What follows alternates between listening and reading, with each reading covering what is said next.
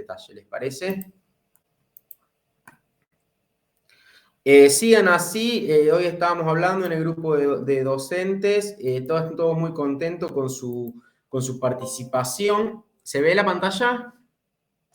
Sí, sí.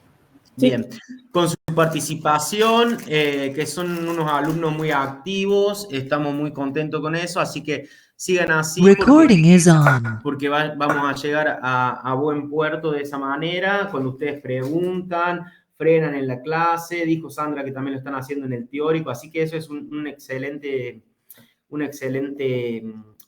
forma de trabajar que vamos a tratar de mantener a lo largo de todo el cuatrimestre.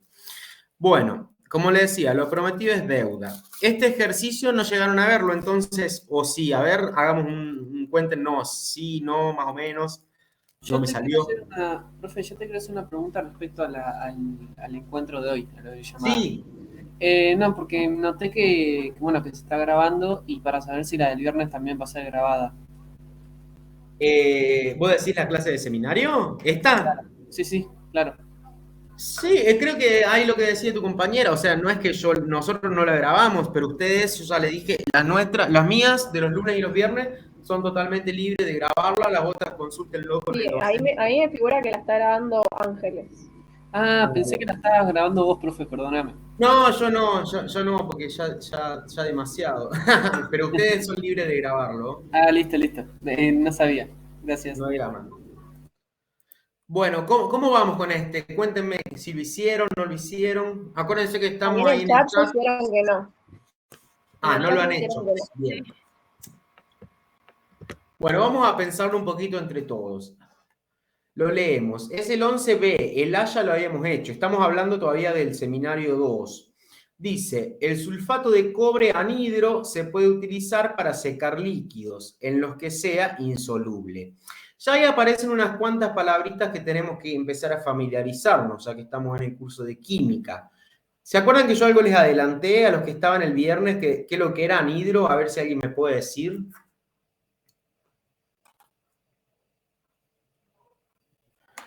¿Qué significa el prefijo hidro? ¿De agua? Agua, exacto. Y cuando algo tiene una A o una AN, un prefijo AN adelante, ¿qué significa? Que no tiene, o sea que sería como sin agua, ¿sí? Entonces, el sulfato de cobre anhidro sería que está totalmente, digamos, sin hidratarse, sin tener moléculas de agua, porque esto recuerden que es una sal, y yo les comenté que era muy higroscópica. Eso significa que tiene la propiedad de absorber fácilmente agua del ambiente y en ese caso se convierte en una sal hidratada, que es lo que está aquí abajo. Tienen la sal con un puntito y el número de moléculas de agua que se unen a esa sal. ¿Queda un poquito claro el concepto? Sí. Entonces, uno de los usos que se le puede dar al sulfato de cobre anhidro es secar líquidos. ¿Por qué? Porque si yo lo pongo en un líquido, ¿sí? Obviamente tiene que ser insoluble, como dice acá. ¿Qué significa que es insoluble? Que el sulfato de cobre no se va a disolver en ese líquido. Si ese líquido, supónganse que puede ser un líquido de naturaleza más orgánica, tiene agua y yo le pongo el sulfato de cobre, como el sulfato de cobre tiene esa propiedad de poder absorber moléculas de agua, absorbe el agua, entonces el líquido que no es agua, me queda seco, digamos, sin agua, lo puedo filtrar y separar del líquido. ¿Se entiende para qué se podría usar? Como una especie de agente que absorbe las moléculas de agua de otro líquido que no es agua. Entonces me estoy sacando el agua de encima. No sé si me siguen la lógica. Sí. Perfecto. Bueno. Lo que nos pregunta es, ¿cuál es la masa mínima de la sal, sulfato de cobre, anhidra, necesario para eliminar 12,6 gramos de agua de un depósito de gasolina? ¿Sí? La gasolina, como ustedes saben, son derivados del petróleo, son compuestos orgánicos y supónganse que tiene agua. Entonces, si le agregan eso y el agua se pega, hablando mal impronto, es decir, es absorbida por estas moléculas, lo que va a hacer es sacármela. ¿Cómo vamos a proceder a pensarlo? Más allá del fenómeno. Primero yo quería que entendieran de qué se trataba y ahora hacer el cálculo. Ese es el sulfato de cobre, ¿sí? Tiene ese color azul, o sea que si lo disuelven en agua, porque es soluble en agua, pueden obtener una solución coloreada de ese color tipo color que tenían los pitufos, ¿sí? Bueno, diferenciar anhidro de hidratado, cuando le decimos que algo está hidratado, significa justamente que tiene agua, o sea, es el antónimo de anhidro. Esta sería la reacción, ¿no? Por la que 5 moléculas de agua se unen, ¿sí? Con el sulfato de cobre anhidro, se combinan, ¿sí? Entonces tengo el sulfato de cobre pentahidratado, se dice. ¿Por qué penta? Porque hay 5 Sí. moléculas de agua. Exacto, puedo tener el hexa, puedo tener el hepta, y eso lo único que me va a estar diciendo ese prefijo es la cantidad de moléculas de agua que van a estar uniéndose a la molécula inorgánica de sulfato de cobre. Bien, en este caso son 5. Lo primero que tenemos que pensar es de cuántos moles de agua estamos hablando, ¿no? Porque a nosotros nos dice una masa, pero ustedes saben que generalmente trabajamos con moles. Entonces, ¿ustedes serían capaces de alguna forma dilucidar de cuántos moles de agua estoy hablando? A mí me da como dato una masa, ¿no? ¿Lo dividís por la masa atómica, sería? ¿La masa Al molecular? ser un compuesto es, claro, molecular, ¿sí? Es una molécula. ¿Ustedes saben la masa del agua? 18 gramos mol. ¿De dónde sacaron ese 18? ¿Viene en la tabla periódica? No.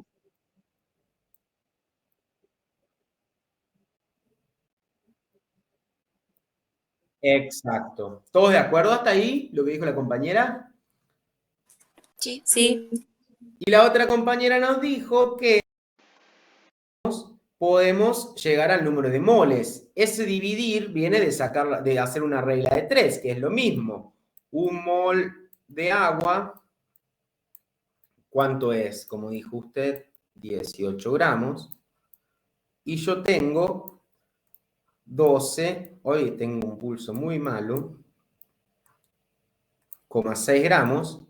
Entonces, dividir, como dijeron, 12,6 dividido 18 viene de 12, esto es una regla de 3, y ustedes saben que se multiplica cruzado y se divide así. 12,6 por 1 dividido 18 es la cuenta. Y eso nos da como resultados 0,7 moles de agua. Entonces, sí sabemos de cuántos moles de agua estamos hablando, ¿estamos de acuerdo? Sí. sí. ¿Sí? Bien. Ahora, viene la estequiometría, que es un poco lo que está asociado a la guía que vamos a ver hoy. Estequiometría viene de saber cuál es la relación en la que un reactivo se combina con el otro o reacciona con otro. ¿Qué nos dice la estequiometría de esta reacción? ¿Cuántos moles de agua son absorbidos por cada mol de sulfato de cobre? 5. Fíjense que el otro día estuvimos viendo balance. ¿Y por qué es importante el balance? Porque si esto no estuviera balanceado, yo voy a estar haciendo mal las cuentas estequiométricas, ¿sí? Por eso la importancia de siempre trabajar con las reacciones químicas balanceadas. En este caso es sencillo, ¿sí? Es 5-1 la relación. ¿Todos lo ven? Acá hay un 1, por más que no se ponga. Entonces, ahí podemos hacer otra regla de 3 para saber de cuántos moles de sulfato de cobre estamos hablando.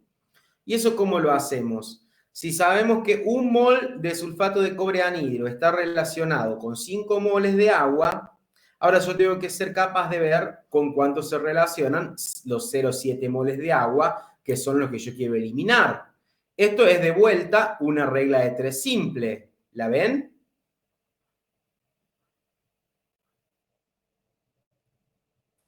Sí, sí. Donde moles de agua, como yo pongo las unidades correctamente, lo puedo simplificar, y lo que estoy calculando es los moles de sulfato de cobre anhidro. En otras palabras, ¿qué hice? Dije que 5 moles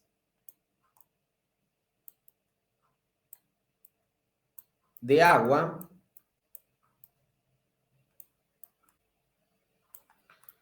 estaban relacionados estequiométricamente con un mol, voy a abreviar, pero sería de sulfato de cobre anhidro, yo voy a poner sulfato de cobre solo, pero entiéndanme. Y yo ya sé que estaba hablando de 0,7 moles de agua. Pongo así para no escribir todo de vuelta. Entonces, lo que yo escribí acá es la regla de 3. 0,7 moles de agua por un mol de sulfato de cobre anhidro dividido 5 moles de agua. Moles de agua, moles de agua. Se van y me quedan los moles de sulfato de cobre anhidro. ¿Se entiende? Sí. Siempre trabajamos con moles, pero a veces nos pueden preguntar otra cosa, como la masa. Entonces, ¿yo cómo voy a hacer para saber de qué masa estoy hablando? Yo conozco la masa molar del compuesto, o la puedo conocer. ¿Cómo la voy a conocer? Yo acá se los puse cuánto era. Exacto. ¿Se acuerdan que el cobre era alrededor de 63,5, el oxígeno era 16, pero lo tengo que multiplicar por 4 y el azufre es 32? Si sumo todo, me va a dar alrededor de 159,6.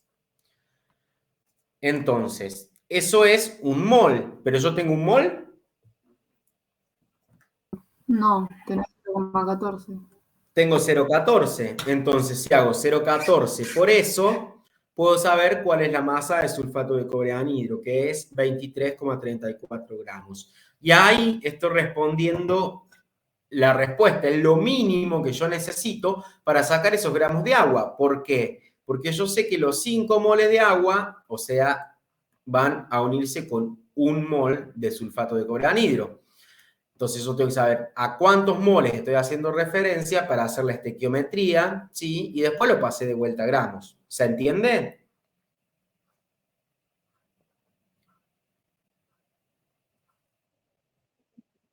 Bien. No sé en el chat si dijeron algo, Cami.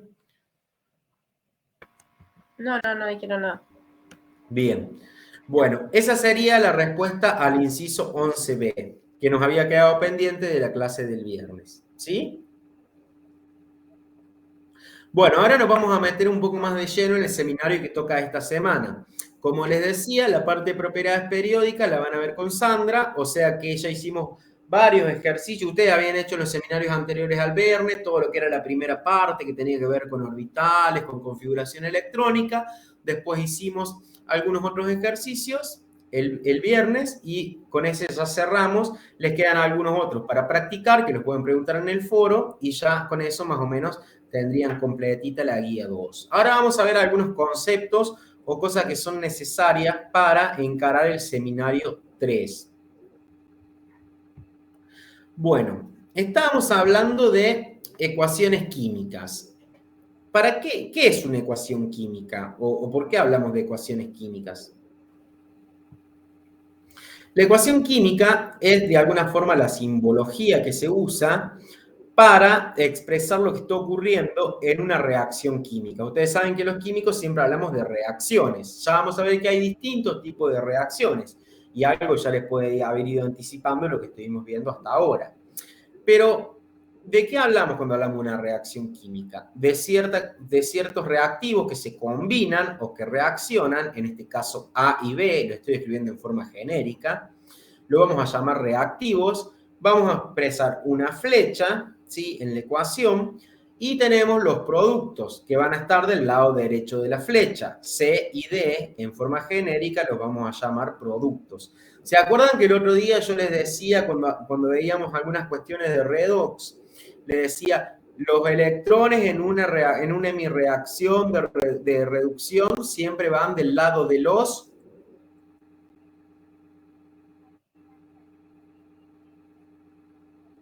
¿Se acuerdan? Reactivos. De los reactivos, y en una reacción de oxidación del lado de los productos. Entonces, de alguna forma, inconscientemente ustedes estaban entendiendo este concepto de cuáles son las partes en símbolos en las que yo uso para representar una reacción química. Por ejemplo, lo vamos a ver de esta forma. Acá tenemos una reacción química que es de formación. Bueno, la flecha acá está discontinua, pero en realidad es lo mismo, tiene que ir todo así, ¿no es cierto? Es una reacción química de formación. ¿Por qué? Porque yo estoy combinando dos moléculas diferentes. En realidad, cuando hablamos del coeficiente estequiométrico, yo digo que son dos moléculas, estrictamente hablando son 2 moles de moléculas lo que reaccionan, pero lo dibujamos acá como si fueran 2 moléculas. Las estoy combinando, reaccionan para darme producto. Fíjense que esta reacción ya está balanceada. Si yo le dijera, ¿cuáles son los reactivos acá? ¿Cuáles son los reactivos? El agua y el oxígeno, el hidrógeno, perdón. El hidrógeno gaseoso, fíjense que el hidrógeno, ¿se acuerdan que en la clase de nomenclatura yo les dije que en su estado elemental es gaseoso y es una molécula diatómica? Entonces, esto es una molécula de hidrógeno. Tengo 2 porque esta reacción ya fue dada balanceada, entonces la combinación estequiométrica me dice que tiene que haber 2 moléculas de hidrógeno por cada molécula de oxígeno, que serían estas rojas, y el oxígeno también es una molécula diatómica, o sea que cada uno de estos es un átomo de oxígeno, así como cada uno de estos era un átomo de hidrógeno. Todo eso de lo que estuvimos hablando son los reactivos. Cuando se combinan, me van a dar lugar ¿a qué? A la molécula de agua. En este caso, todos están en estado gaseoso. Algo que es importante y que ahora vamos a ver es que muchas veces es necesario aclarar el estado de agregación en el que están participando los distintos reactivos o productos en una reacción química. Cuando me refiero a estado de agregación, me refiero a si es sólido, líquido o gaseoso. Y ya vamos a ver que hay símbolos para indicar otro tipo de cosas. ¿Y los productos cuáles son? Son las 2 moléculas de agua, ¿sí? Perdón, este es el oxígeno, que se combinan, que resultan de combinarse ¿qué? 2 átomos de oxígeno por cada molécula por cada átomo de, perdón, 2 átomos de hidrógeno por cada átomo de oxígeno. Ya vamos a ver lo que es uniones químicas y cómo tiene lugar la formación de esto en los seminarios que siguen. Pero simplemente, a modo esquemático, era para que puedan identificar ustedes quiénes son los reactivos y quiénes son los productos de una reacción química. Que todo esto se representa mediante símbolos en lo que llamamos ecuación química. Fíjense, esta tabla les ayuda a interpretar una ecuación química, que es más o menos lo que estuvimos haciendo recién. Tengo 2 moléculas de hidrógeno y una molécula de oxígeno que se combinan para dar 2 moléculas de agua. Cuando yo voy a hacer los cálculos, yo sé que estoy hablando de moles, porque lo que me dice, cuando yo sumo las masas atómicas, estoy hablando de moles de átomos, o sea que estoy hablando ahora de moles de moléculas. Eso lo comprenden. Está asociado con todos los conceptos que le dio hoy Sandra.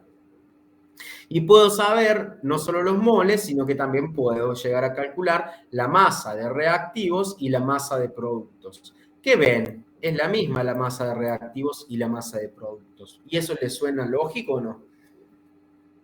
Sí. Sí, porque se conserva. Exacto, yo no puedo estar creando ni destruyendo materia como a mí me plazca, sino que existe lo que ustedes dijeron, la ley de conservación de la masa. Algo similar va a pasar con la energía. ¿Se entiende? O es muy básico por ahí, pero bueno, me parece que está bueno que lo tengan en claro antes de ver algunas cuestiones un poquito más profundas. Por ejemplo, acá les pongo una tabla que me parece muy útil porque después van a empezar a ver que en las reacciones le van a aparecer distintos símbolos y distintas cosas y está bueno que las sepan interpretar. Bueno, ya vimos que el signo más entre distintos reactivos o distintos productos simplemente se usaba para separar unos de otros, ¿sí? Y decir que se estaban combinando para dar un producto o que los productos eran más de uno, ¿sí? Y entonces poníamos un producto más otro producto. Después vimos que estaba la flecha que puede tener esta tipografía o esta, lo que importa es que de un solo sentido. Lo que me está diciendo es que la reacción ocurre en esa dirección. Esta reacción, como está escrita, ocurre de izquierda a derecha. Estos reactivos se combinan para dar los productos. Ahora bien, se puede usar muchas veces, que yo no lo recomiendo, pero lo pueden encontrar en los libros, como si fuera un símbolo igual. Pero a mí no me gusta mucho eso porque van a confundir y no van a saber si están haciendo referencia a que la reacción puede ser reversible, como vamos a ver ahora, o es irreversible. ¿De qué hablo cuando hablo de reacciones reversibles o irreversibles? ¿Ustedes saben qué es algo reversible o qué es algo irreversible?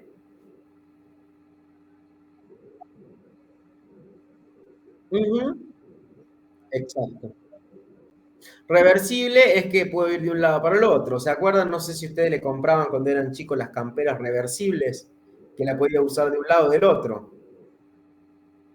¿Sí? Bueno, en las reacciones pasa algo parecido. Yo lo puedo ver, si yo escribo los reactivos y los productos, lo puedo ver que estos reactivos se combinan para dar estos productos, o lo que yo veo a la derecha de la flecha, que generalmente cuando tengo un solo sentido son los productos, pueden ser también reactivos y transformarse en lo que serían los productos. Es decir, la reacción puede ocurrir en un sentido o en el otro.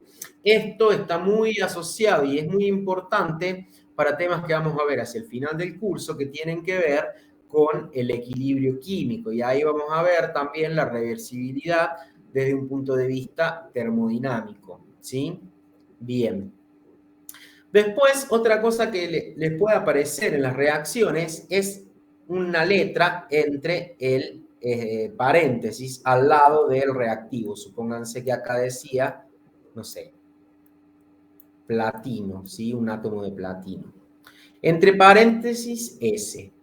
¿Qué significa? Que ese reactivo o ese producto o al lado de donde esté esto como subíndice, a veces lo ponen como subíndice, a veces lo ponen en el mismo tamaño de letra al lado, se encuentra en estado sólido, ¿sí? Lo mismo va a pasar que si le ponen la L, significa que se encuentra en estado líquido.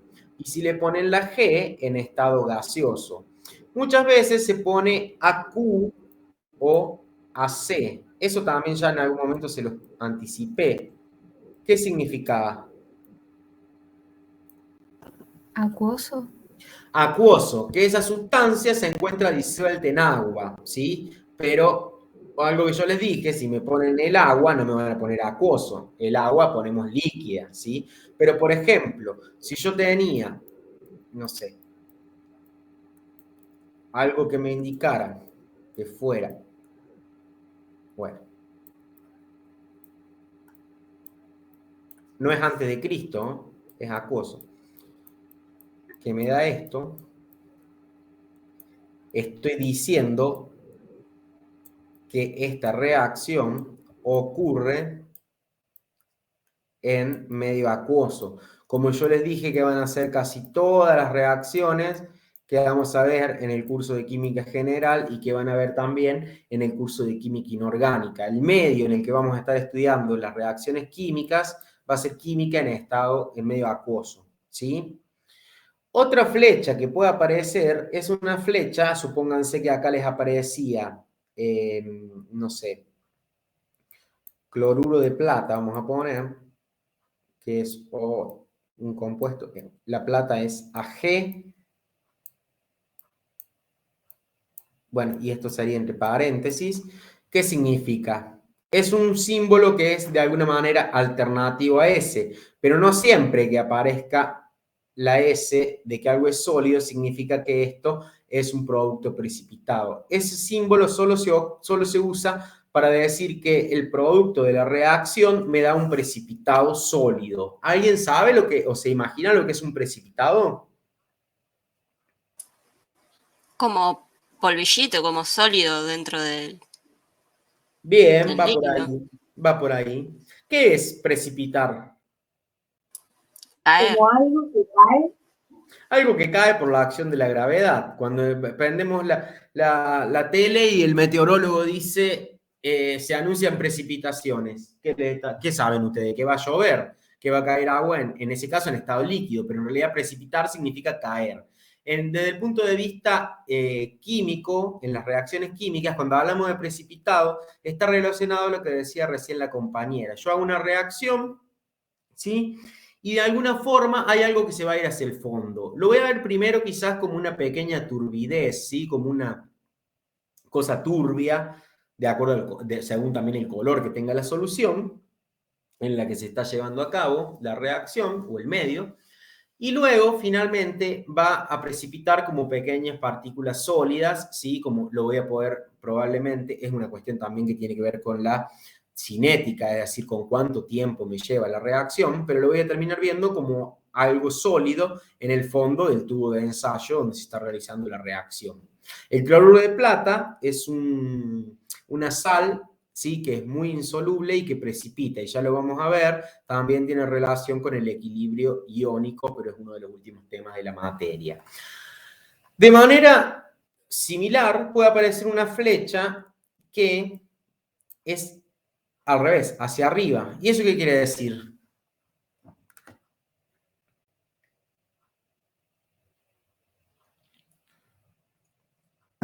Que el producto va a ser gaseoso. ¿Sí? Puedo poner la G o puedo poner esto. Me va a desprender, fíjense que esto es como si saliera algo para arriba, algo que desprende gases. Por ejemplo, muchas veces se usa cuando el producto es hidrógeno gaseoso, ¿sí? Se pone una flecha, ¿sí? Que significa que se va para arriba, es decir, está generándose hidróxido como producto hidrógeno como producto gaseoso. Otro que puede aparecer en los libros es un triangulito, o algunos lo van a ver como si fuera una Q al revés. Eso significa que hay calor en el medio, ¿sí? De la reacción, ¿sí? Eso lo van a ver después cuando veamos termodinámica, termoquímica. Y otra forma que también pueden ver es sobre la flecha ver escrito algún elemento o alguna sustancia que se use, por ejemplo, como catalizador. El platino generalmente son metales, ¿sí? Se usan para catalizador, es decir, para aumentar la velocidad en la que ocurre una reacción química. Esto no es que tienen que saberlo todos, simplemente que es para que ustedes sepan con qué se pueden encontrar cuando agarren un apunte o un libro y puedan entender de qué habla la reacción. Después vamos a ver cada cosa cuando corresponde en cada unidad del curso. Pero se entiende, es para que cuando lo vean no digan, uy, ¿qué corno significa esta flecha para arriba, por ejemplo? ¿O qué significa que la flecha es doble y no es simple? ¿Me comprenden? Sí, profe. Sí, profe. Bueno, algunos ejemplos. Por ejemplo, acá les voy a mostrar. Vamos a leer esta reacción y de paso practicamos nomenclatura. ¿Quién es capaz de ayudarme a leer la primera? ¿Algún colaborador?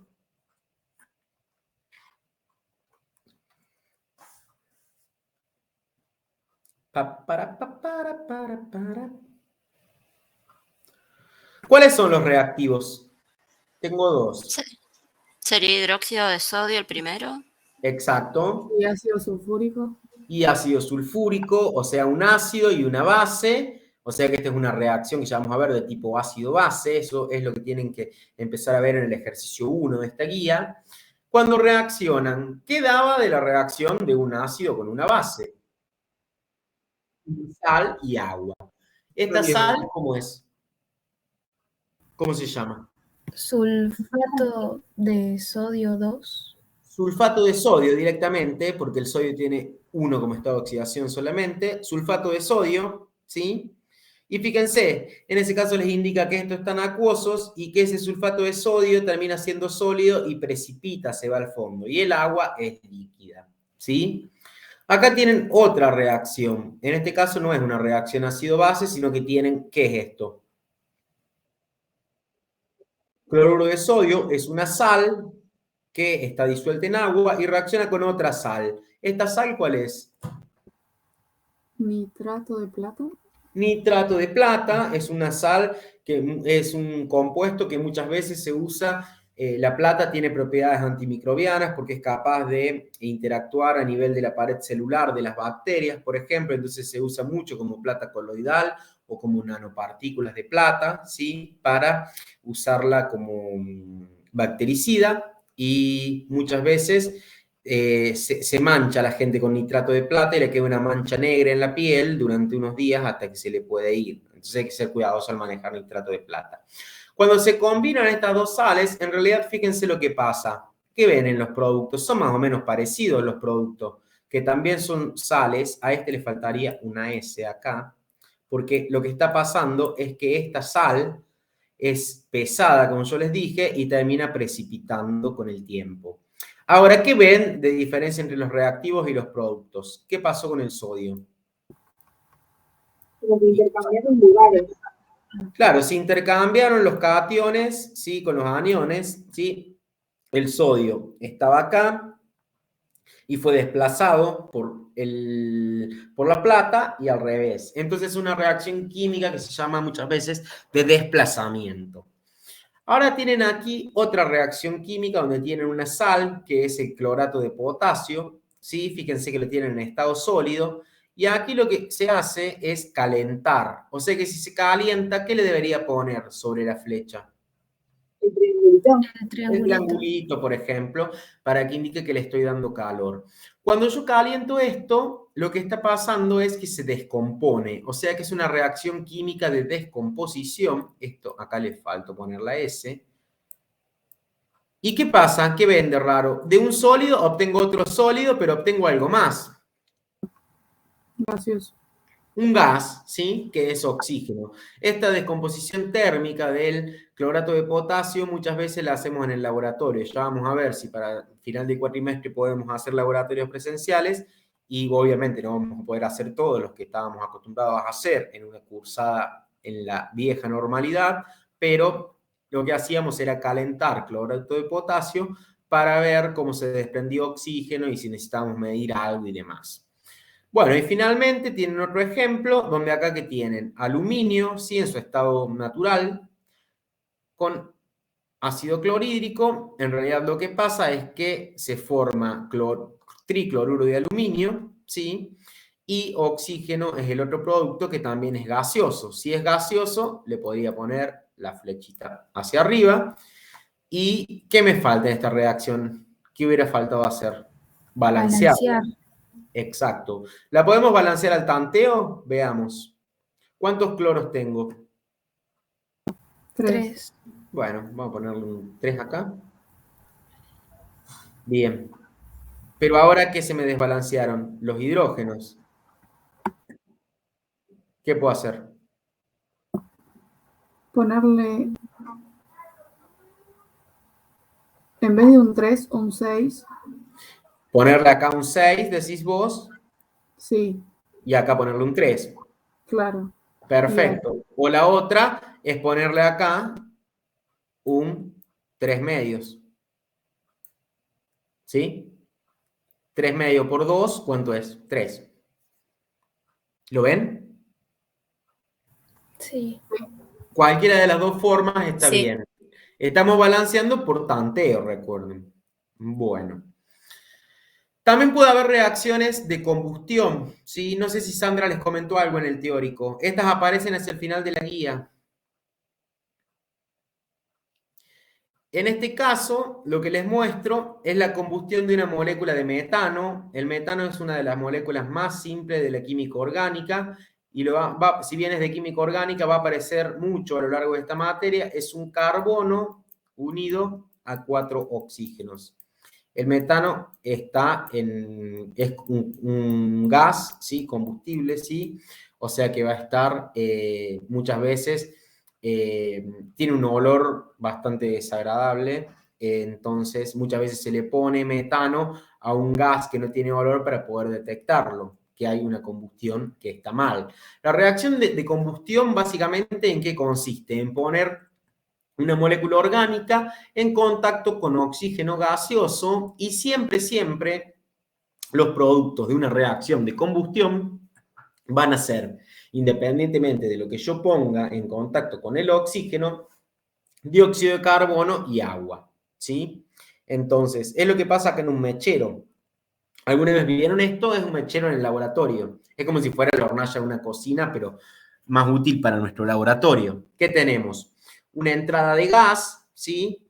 Donde entra el reactivo, en este caso entra el reactivo que es la molécula de metano, ¿sí? Y el oxígeno, ¿de dónde lo voy a sacar? Va a entrar por acá, pero yo le pongo oxígeno, yo lo puedo regular con estos huequitos que tengo acá. ¿De dónde saco el oxígeno? Del aire. El aire tiene un 21% de oxígeno y un 79% de nitrógeno. Entonces, si esto está en el aire, el oxígeno entra y por la combustión, ¿sí? ¿Qué me genera? Una llama. Que ahí los productos son dióxido de carbono y agua. ¿Ustedes han visto llamas que en vez de ser azul son naranjas? Sí. Sí, en el CT de laboratorio decía algo de eso. ¿Qué pasa cuando una llama es naranja? Incluso lo pueden ver en la cocina. A veces es azul, a veces no es tan azul. Es porque es incompleta la combustión. La combustión, esta reacción de combustión tal cual, es incompleta. Entonces, por ejemplo, me puede estar generando monóxido de carbono en vez de dióxido, lo cual eso, ya lo hablamos en la primera clase, no era nada deseable. Entonces, siempre que ustedes tengan que calentar algo con un mechero, este mechero se llama tipo Bunsen, en el laboratorio o en cualquier lado que ustedes tengan una llama, tienen que ver que la combustión sea buena. Para eso el color de la llama tiene que ser azul intenso como se ve ahí. Bueno, hay un poco de chiste para la clase. Donde hubo fuego, una reacción química de oxidación violenta con materia combustible, desprendimiento de llamas, calor y gases. ¿Sí? El gato ese siempre aparece para enseñarnos algo. Acá hay otro ejemplo. Esta reacción química, fíjense que en realidad va con esto. ¿Qué significa? Que es reversible. Es reversible, ¿sí? El pentóxido de dinitrógeno puede reaccionar o sea, se descompone en dióxido de nitrógeno y oxígeno, o estos se pueden combinar para darme el pentóxido. Y estas otras, que son reacciones donde en realidad estas son moléculas orgánicas, pero bueno, no importa.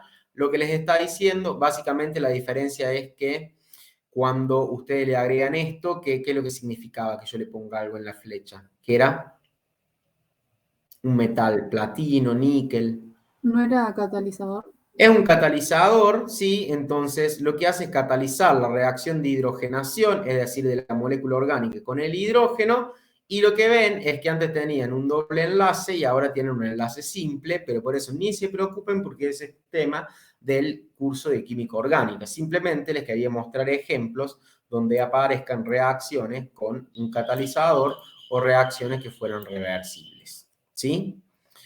Tipo de reacciones químicas. Hay diversas clasificaciones, ¿sí? Cuando ustedes se ponen a ver, la pueden clasificar de un montón de formas. Desde el punto de vista del sentido en el que ocurren, de la velocidad, de la energía, de lo que se está transformando. Yo les voy a mostrar algunos ejemplos que les sean útiles para que ustedes cuando después vean una reacción química digan, ah, esta era una reacción de tal cosa. ¿Sí? Desde tal punto de vista, esa reacción la puedo clasificar de tal forma. Que es un poco lo que le piden en el primer ejercicio y me parecía como un poco brusco, como que esté como primer ejercicio sin que ustedes hayan visto estas cosas para poder resolverlo. ¿Cómo viene el chat, Cami? No hay nada en el chat, nadie Bien. comentó. ¿Eso será bueno o será malo? ¿Será que no me están entendiendo nada? No, creo que están hablando más por el micrófono. Bueno, ¿vos algo que quieras agregar, Cami? No, todo perfecto por ahora. Bueno, ya sabes, cualquier cosa, ni lo dudes.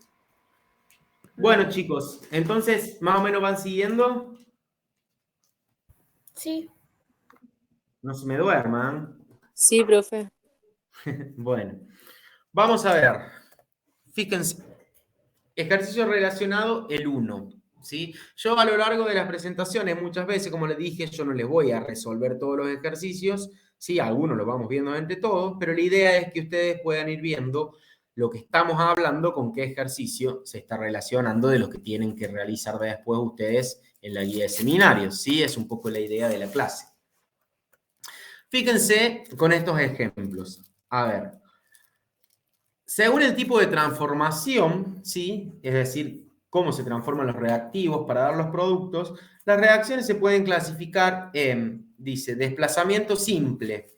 Tienen un ejemplo que seguramente alguna vez lo han visto. Un clavo de hierro, de alguna forma, ¿sí? Se vuelve, ya lo vieron creo en el video de Redox, se vuelve como rojo. ¿Eso por qué es que se vuelve rojo? Porque se deposita el cobre metálico. Se deposita cobre metálico, sí, en este caso porque lo están poniendo en una solución de sulfato de cobre y tenían hierro metálico. Lo que está pasando es que el hierro, ¿qué le pasa? Esto es redox. ¿Qué le pasa al hierro? Se oxida. Se oxida. Y el cobre se reduce depositándose sobre la superficie del hierro. De alguna manera, como lo ven acá con las bolitas, ¿qué está diciendo? Que un metal está desplazando al otro. O sea que desde el punto de vista de qué transformación ocurre, yo lo podría clasificar en una reacción de desplazamiento simple, ¿sí? Uno desplaza al otro. ¿Se entiende? Sí. Esta otra reacción que tienen sodio por un lado y cloruro por el otro, y cloro por el otro, perdón, ¿sí? El sodio, cuando hacen la combustión, ¿sí? Del sodio con el cloro, obtienen cloruro de sodio, que es la sal de mesa. Tienen como el sodio y el cloro, y luego tengo cloruro de sodio. ¿Qué les está pasando? Se están combinando cada uno de los átomos para tener el cloruro de sodio, ¿sí?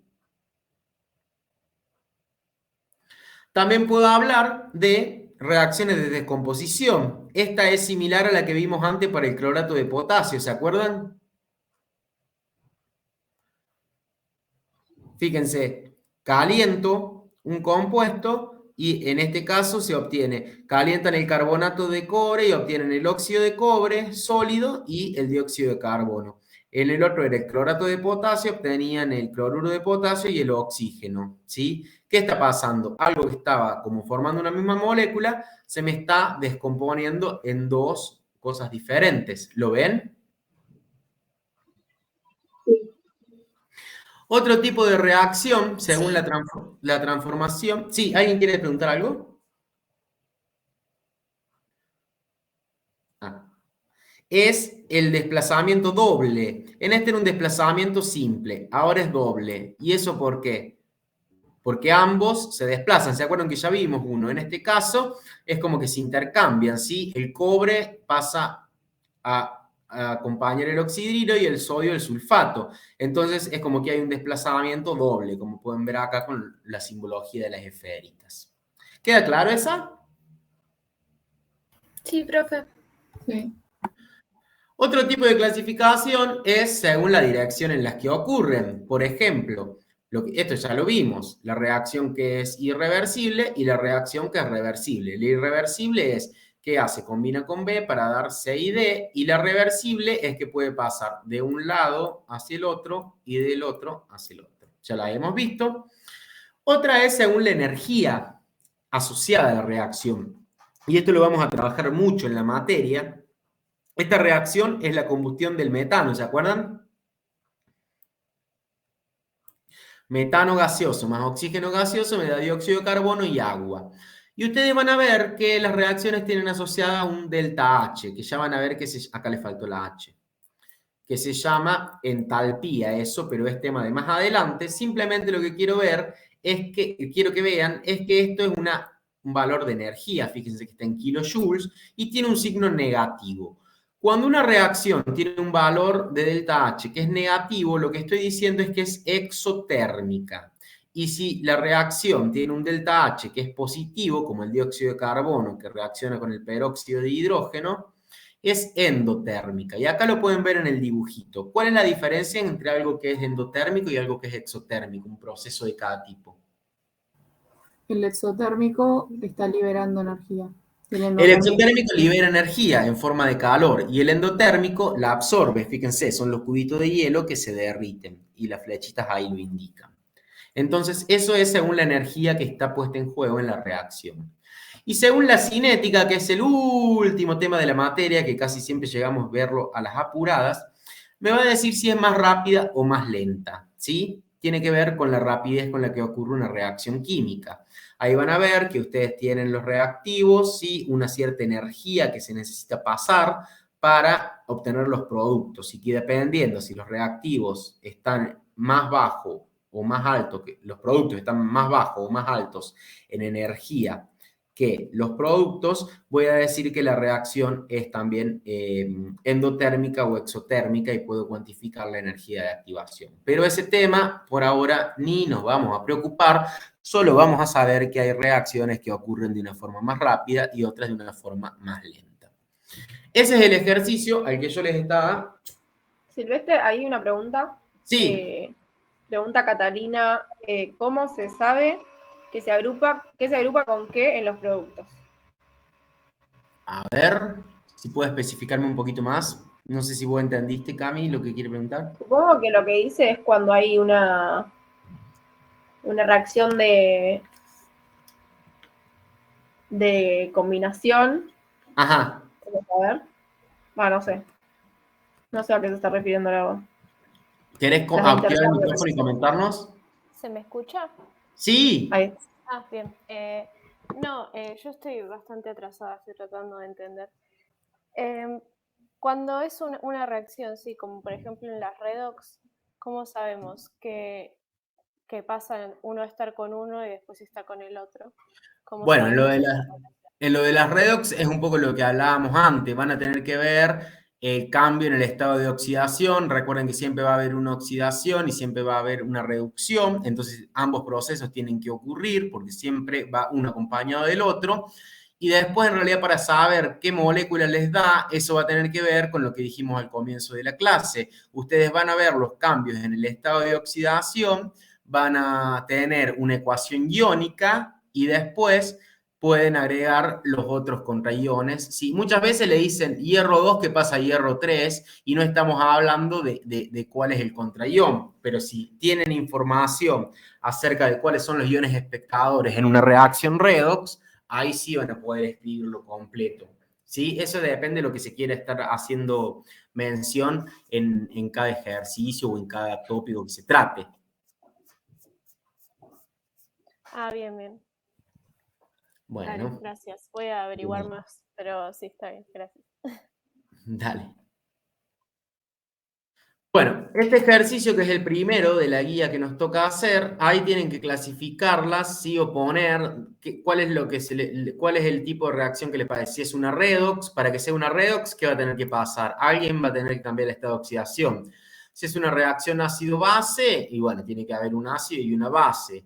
Si es de precipitación, acuérdense que va a aparecer una flecha hacia abajo o algún sólido que precipita. Si es de desplazamiento, bueno, fíjense que puede ser simple o doble, ya lo vimos. Si es de combinación, quiere decir que hay dos cosas, A más B, por ejemplo, se combinan para dar C. Si es de combustión, recuerden que siempre es la reacción con el oxígeno que me da dióxido de carbono y agua. Y si es de descomposición, generalmente es algo que yo estoy calentando, ¿sí? O que lo dejo, no necesariamente calentar, pero muchas veces se ayuda con calor para que me dé dos cosas, dos productos, donde generalmente uno va a ser un producto gaseoso. Así que con todo lo que vimos, esto lo van a poder hacer tranquilamente, ¿sí? Se los dejo. Y ahora vamos a ver un poquito de estequiometría. Ahí tengo un vecino que me está golpeando de una forma que me están secando la cabeza. ¿Qué es la estequiometría? En realidad viene algo inconscientemente, no sé si inconscientemente, pero de alguna forma lo estuvimos trabajando, que tiene que ver con la conservación de la masa. Ustedes bien dijeron que cuando hay un sistema aislado, una reacción química ocurre, la masa total tiene que permanecer constante, es decir, lo que se consume de reactivo tiene que ser igual en masa a la masa de los productos obtenidos. ¿Eso lo tenían más o menos el concepto? Sí. Bueno, esa es la base de la estequiometría, por eso es que necesitamos que estén balanceadas, porque si no, no se va a conservar la masa. Después yo puedo hacer relaciones en masas, en moles o en lo que quiera, pero ese es el concepto básico. Algo que es importante es, que esto lo vamos a repasar un poco el viernes, en esta guía, cuando hagan los ejercicios, ustedes tienen un apuntito que tiene que ver con... le estaba por decir cualquier cosa. Tienen que ver que la ecuación química esté siempre balanceada, ¿sí? Es lo que estaba diciéndoles recién. Y ahora vamos a plantear un poco este ejercicio, que es el ejercicio 5 de la guía. El ejercicio 2, ¿sí? Era muy sencillo y no sé por qué aparece en esta guía, pero básicamente lo que tienen que hacer es asignar número de oxidación y ustedes eso ya lo tienen re claro. Y el 3 y el 4 tienen que ver con balance redox, o sea que eso algo ya explicamos y vieron el TP. Ustedes traten de hacer esos ejercicios de redox del 3 y el 4, en uno tienen medio básico y en otro tienen medio ácido. Y el viernes, de todas formas, vamos a hacer algún ejercicio más de redox como para cerrar ese tema. ¿Estamos de acuerdo? Dale. Sí. Bueno, practiquemos un poco con esto, ¿sí? ¿Alguien lo hizo? No. Nadie. Bueno, No. está bien, porque no tenían por qué hacerlo. Voy a buscar un poquito de agua y vengo.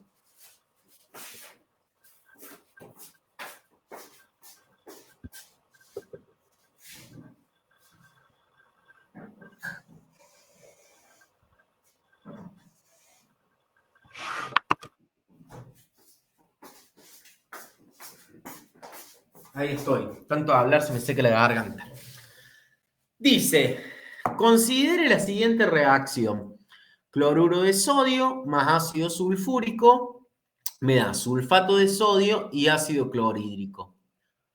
Entonces, y después nos dice que se parte de 40 gramos de cloruro de sodio y nos pregunta una serie de cuestiones. Lo primero que tengo que hacer es escribir la reacción balanceada. ¿Qué tipo de reacción es esta para empezar, una vez que la escriben? Fíjense si se pueden dar cuenta.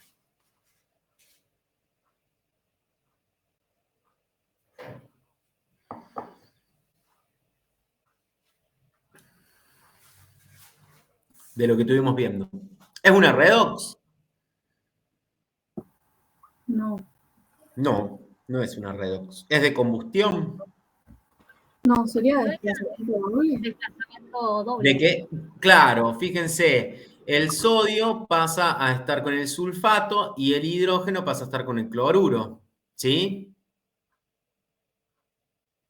Y bueno, y para balancearla, simplemente poniéndole un 2 acá adelante me queda balanceada. ¿Lo ven? Sí. Bien. ¿Estamos todos de acuerdo que esa es la reacción o hay alguna duda?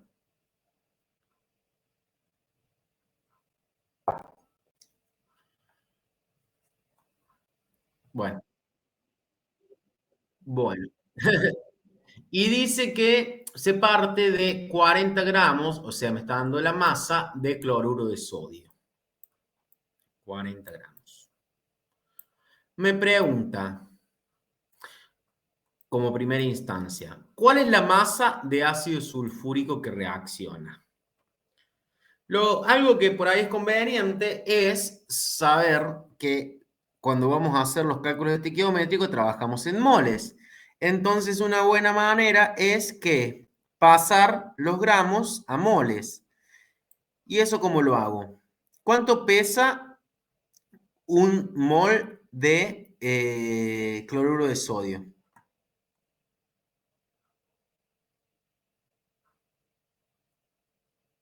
...58,5 gramos. Entonces, esto, si ustedes dividen por la masa molar, ¿qué les da?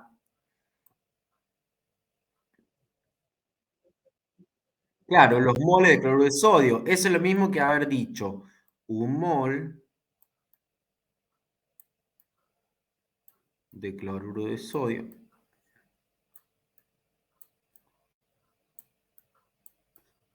es igual a 58,5 gramos. ¿Y yo cuánto tengo? Me dice el problema. 40. Esa es una regla de 3, simple. ¿Todo de acuerdo?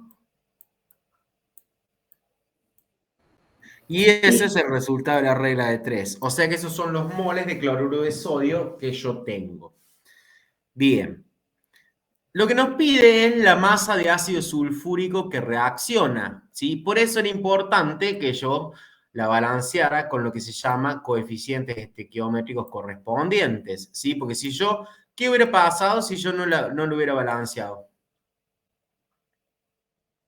Se va, Claro, voy a estar diciendo que un mol de cloruro de sodio, por ejemplo, reacciona con un mol de ácido sulfúrico, y eso es mentira, porque si reaccionaran de esa forma, no se van a estar formando estos productos, ¿me entienden? O sea que siempre, siempre, en un parcial, en un ejercicio, cuando les toque, lo primero que tienen que hacer es fijarse si se las dan balanceada la reacción. En el caso de que no se las demos balanceada, la van a tener que balancear ustedes. Porque si no, todo lo que calculen va a tener un error. Salvo que fuera, que todos los coeficientes estequiométricos fueran 1, supónganse, entonces ahí les va a dar bien. Pero ¿cuánta puede ser la probabilidad de que les pase eso? Bien, en la primera me dice, ¿cuál es la masa de ácido sulfúrico que reacciona? Y acá está hecho como de una manera muy rápida. ¿Cuál es la relación en la que reacciona el cloruro de sodio con el ácido sulfúrico? 2-1. 2-1. Entonces, una forma rápida de hacerla, que yo al principio no la recomendaría, sino que ahora lo vamos a hacer paso a paso, es, y bueno, si yo sé los moles de cloruro de sodio, sé que va a tener que ser ¿cuánto? La mitad. Va a ser la mitad la del ácido, ¿no es cierto? Porque es 2-1 la relación. 2-1. Entonces, si yo lo divido por 2, ¿y este 98 de dónde salió?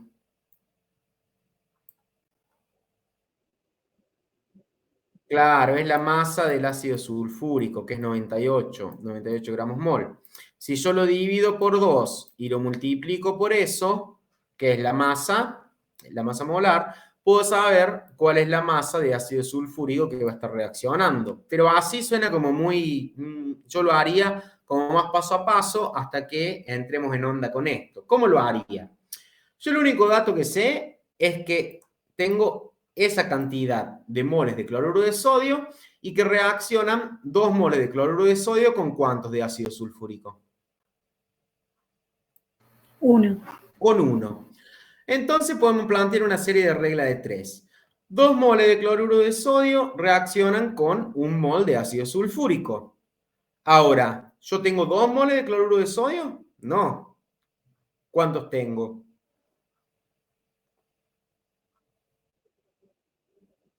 Bueno, a veces le pongo la coma, a veces el punto, disculpen mi error ahí. Bien, y en eso hago la regla de 3 simple y voy a saber cuántos moles de ácido sulfúrico son, que claramente va a ser la mitad, y está bien. Por eso era lo mismo que decir eso dividido 2. ¿Por qué va a ser la mitad? Porque la relación estequiométrica es 2-1. ¿Todos me siguen? Sí. Sí. Bien, pero a mí me pregunta cuántos moles de ácido sulfúrico reaccionan. No, los gramos. La masa. Entonces, ¿qué me voy a fijar? ¿Cuál es la masa molar del ácido sulfúrico?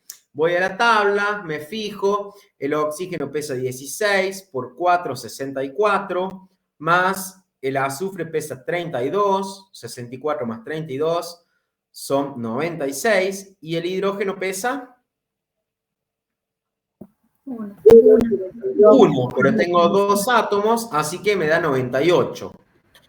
Un mol de ácido sulfúrico son 98 gramos mol, ¿sí? Yo tengo esta cantidad de moles, que es lo que calculo recién, ¿se acuerdan? Hago otra regla de 3 y me va a dar la masa de ácido sulfúrico. Fíjense que lo que yo había puesto acá era lo mismo en forma resumida, era dividir este número de moles por 2 y multiplicarlo por la masa molar del ácido sulfúrico. Me parece que así, en una primera instancia, se puede entender más fácil. Son 2 reglas de 3. ¿Se entiende? Sí. Bueno, ahora practiquemos la B. ¿Qué harían en la B? Me preguntan la masa de ácido clorhídrico que se produce. También con la relación de los moles. Bien, pero ahora ¿cuál es la relación? Y puede ser que 2 moles de cloruro de sodio dan 1 mol de ácido sulfúrico. No, pero tenemos que relacionarlo con clorhídrico. De ácido clorhídrico, perdón. Pero es 2 y 2. O sea, la relación es 1 a 1 o 2 a 2, como quieran llamarle. Ah, claro. ¿Me entienden eso? A diferencia de antes, que era 2 a 1. Ahora es 2 a 2 o 1 a 1. Es lo mismo, porque si simplifico los dos, me queda... ¿Se entiende? ¿Todos entienden? No, Bueno. Lo del ácido sulfúrico, ¿sí lo entendiste? sí, pero me quedé Bueno. perdida. ¿Por qué 2, 2 o 1, 1? Perdón. Acá, y porque lo primero que hicimos fue balancear, y teníamos esto que lo llamamos coeficientes estequiométricos. ¿Qué veía Sí. yo? Que 2 moles de cloruro de sodio reaccionaban con 1 mol de ácido sulfúrico, eso viene del balance de la ecuación. Entonces todos los cálculos los hice teniendo en cuenta eso, que la relación es 2 a 1. ¿Estamos de Sí. acuerdo? Sí, Ahora, sí. según el balance que yo hice, me pregunta la masa de ácido clorhídrico, ¿sí? Y yo estoy considerando que partí de 40 gramos de cloruro de sodio. Entonces, acá está el cloruro de sodio y acá está el ácido clorhídrico. ¿Cuántos moles? Ah, ok. Sí, ya ¿Lo ven? caí. Perdón, 2 sí, moles, ahí al ando. reaccionar 2 moles de cloruro de sodio con 1 de sulfúrico, ¿cuánto me dan de ácido clorhídrico? 2. 2. Entonces yo tengo que relacionar el cloruro de sodio estequiométricamente con el ácido clorhídrico. Digo que la relación es 2 a 2, o lo que es lo mismo, 1 a 1, claro. 1 a 1. Ahora sí, ¿se entiende? Sí, sí, gracias. ¿Todo el resto de los chicos? Sí, ahora sí. Sí, sí. Buenísimo. Entonces, ¿cómo planteamos ahora? ¿Qué digo?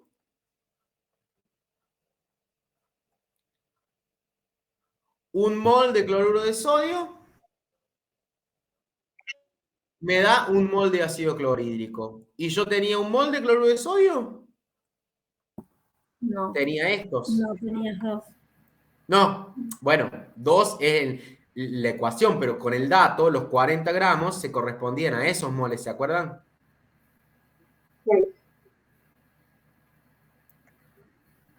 Lo que yo balanceo es para ver la relación. Después lo que tengo que ver para ver cuánto realmente tengo es el dato que me dé el problema, Está bien. que son 40 gramos o 0.684 moles. Entonces, digo, 2 moles, ¿sí? Perdón, 2 moles de cloruro de sodio me da, ¿qué? 2 moles de ácido clorhídrico. Y si yo tengo 0,684 moles de cloruro de sodio, ¿cuánto me va a dar? Lo mismo. Lo mismo. Esa es la respuesta en moles. ¿Pero qué me falta? ¿Ah, me piden moles? No, Ahora lo tengo que multiplicar, que es lo mismo que hice acá. Sería 1 mol de ácido clorhídrico, ¿cuánto pesa? 36,5 gramos. ¿Y yo cuántos moles tengo? 0,684. O sea que si multiplico el 0,684 por 36,5, me va a dar la masa de ácido clorhídrico. ¿Lo ven? claro. Y eso les va a dar un resultado de 25 gramos de ácido clorhídrico. O sea, son las mismas 2 reglas de 3 que acá, pero relacionando el cloruro de sodio con el ácido clorhídrico. ¿Estamos de acuerdo? Sí.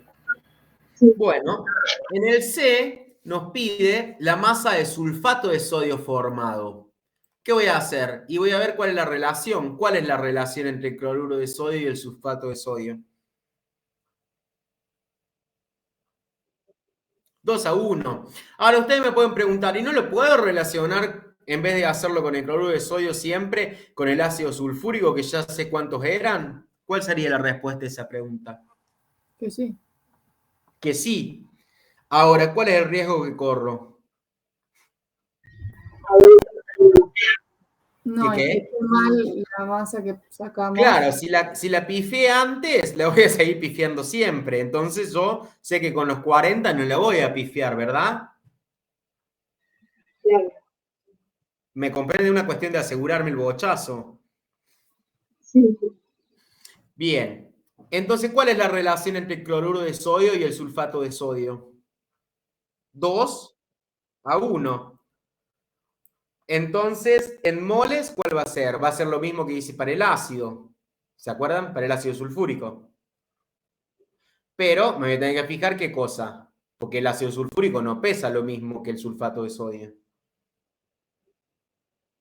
Y lo voy a multiplicar, o sea que eran 0,684 por 1/2, que viene de esta regla de 3, y lo multiplico por la masa, que es 142 gramos cada mol. Eso me va a dar un resultado de 48.56. ¿La casan? Sí, Creo que sí. Bien. Después lo practican solos y se fijan si llegan a lo mismo. Y ahora la última me dice, ¿cuál es la masa de ácido sulfúrico que tengo que agregar si la pureza es de 90%? Peso en peso. Ahora ya lo vamos a ver. Lo que es peso en peso, peso en volumen y demás, ya lo vamos a ver bien en la clase, el seminario que viene. Pero ¿qué me quiere decir? A ver, supónganse que esto en vez de ser ácido sulfúrico fuera, no sé, una bolsa de harina. Y me dice que la pureza es el 90%. ¿Qué me está diciendo? Que si la harina tiene 100, la bolsa de harina tiene 100 gramos, ¿cuánto realmente es de harina pura? 90.